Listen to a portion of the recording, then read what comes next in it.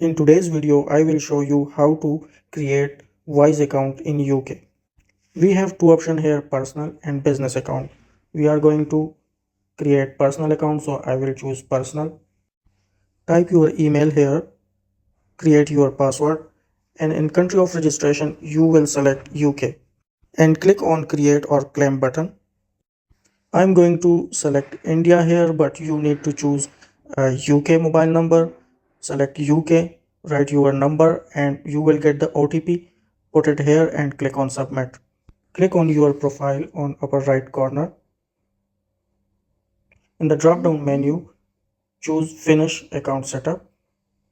Choose personal account and enter all your details here, such as name, last name, and your address, mobile number, your country, city, zip code, and address.